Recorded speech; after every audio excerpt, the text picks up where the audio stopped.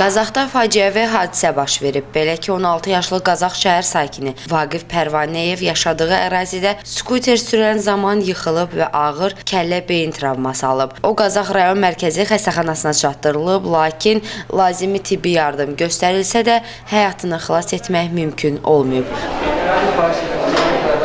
9-u 5-ci ay 2025-ci il tarixində saat 22:20 radələrində 2009-cu il təvəllüdlü bir nəfər kişi cinsli şəxs qapalı kəllə-beyin travması diaqnozu ilə Qazax rayon mərkəzi xəstəxanasına hospitalizasiya olunub.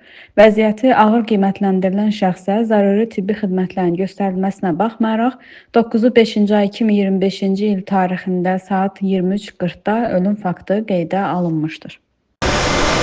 Faktla bağlı araşdırma aparılır. Kamran Əski Paralı, Səs TV, Qazax.